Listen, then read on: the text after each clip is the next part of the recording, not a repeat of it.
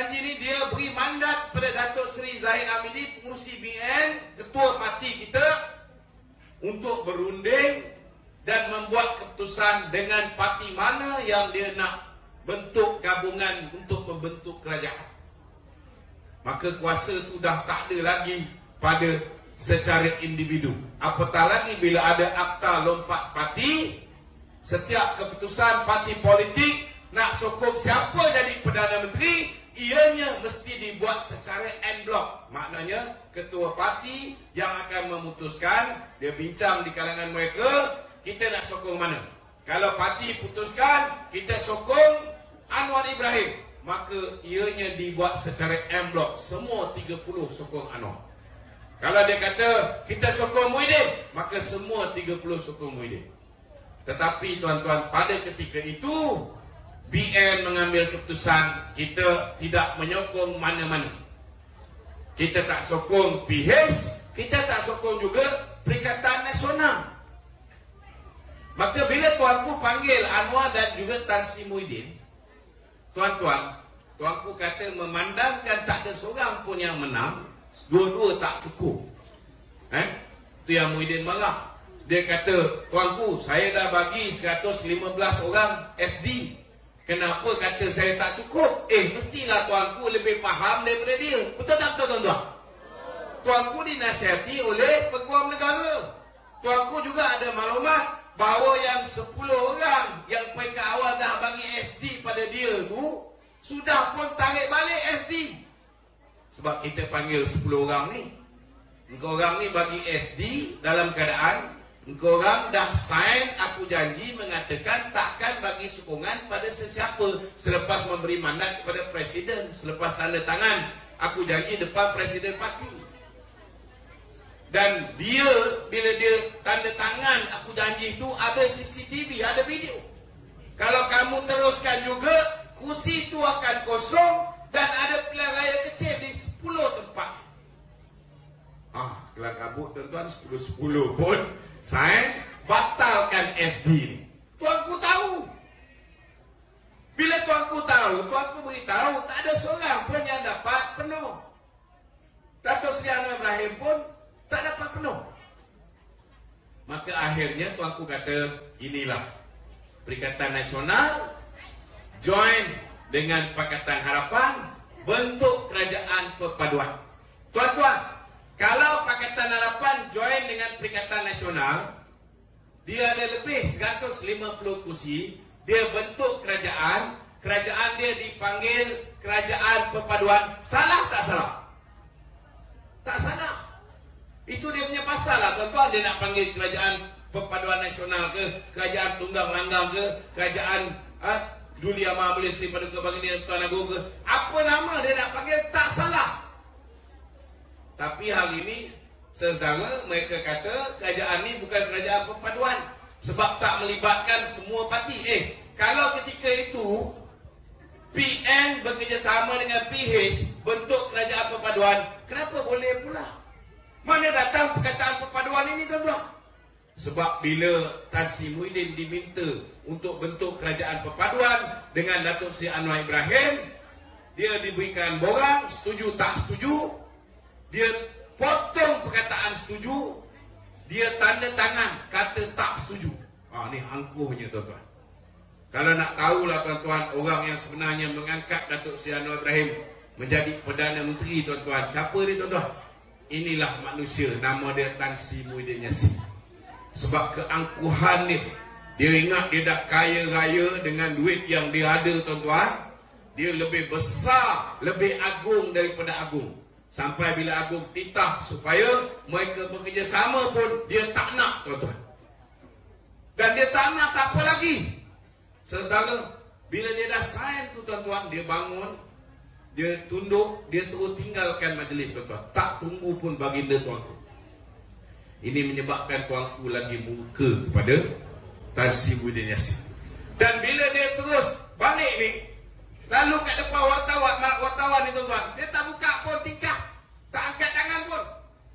Orang tengah marah, tuan-tuan, nak jadi Perdana Menteri, tak dapat. Sebabnya, bila tuanku titahkan supaya mereka ni buat kerajaan perpaduan, Tuanku kata Anwar jadi Perdana Menteri sebab dia ada 82 kursi. Lagi banyak. Betul tak? Muhyiddin, kau jadilah timbalan Perdana Menteri. Dia tak nak. Dia nak juga jadi Perdana Menteri. Itu sebab dia tolak. Bila dia balik, tuan-tuan, dia buat press conference. Dia kata, baginda tuanku telah menitahkan kami untuk mewujudkan kerajaan perpaduan. Dan saya telah menyatakan bahawa kita tak bersetuju untuk kerjasama dengan Pakatan Harapan. Maknanya, tuan-tuan, dialah beritahu bahawa kerajaan yang dititah oleh tuanku itu, kerajaan perpaduan itu datangnya daripada tuanku. Betul tak betul? Bukan tuanku yang beritahu ke halayak, dia yang beritahu. Tiba-tiba bila kita bentuk kerajaan dengan tuanku, dengan Anwar, dia kata ini bukan kerajaan perpaduan. Tak pernah pun ada kerajaan perpaduan. Padahal dia yang beritahu apa yang berlaku dalam istana. Kita tak tahu. Betul tak betul, tuan-tuan? Bila tak nak, bila Muhyiddin tak nak kerjasama dengan Pakatan Harapan, maka barulah, tuan-tuan, baginda tuanku memanggil Datuk Seri Ahmad Zahid Hamidi.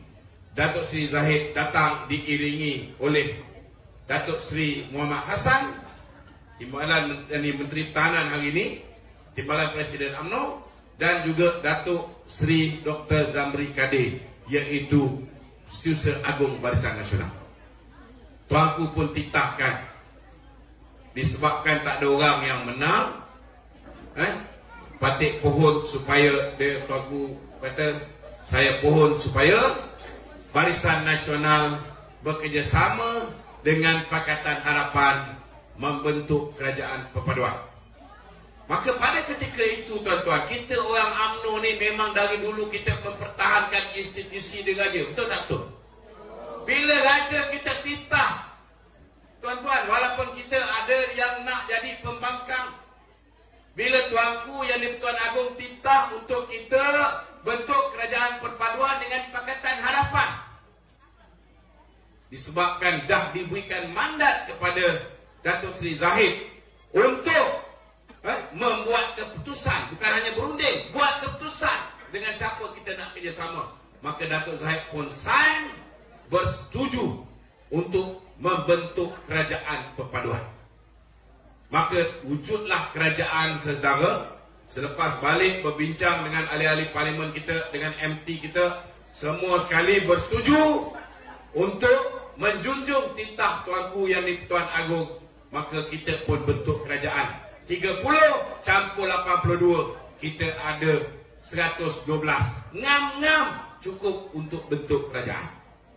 Bila UMNO dah kerjasama dengan PH, maka kawan kita yang di Sarawak beritahu kami telah ditipu oleh Muhyiddin Yassin.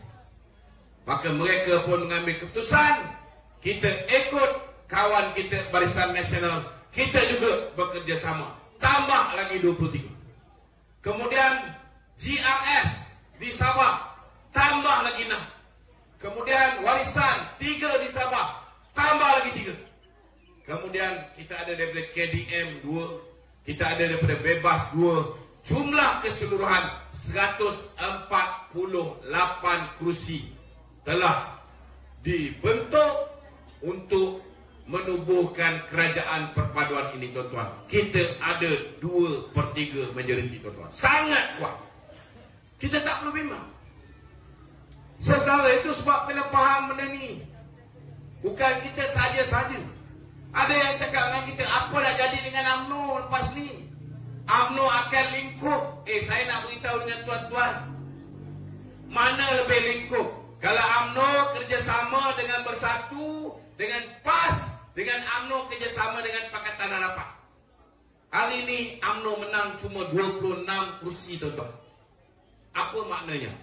Maknanya 5 tahun daripada sekarang, UMNO boleh bertanding di hanya tempat 26 kursi ini saja. Yang ini PAS tak boleh masuk, Bersatu pun tak boleh masuk.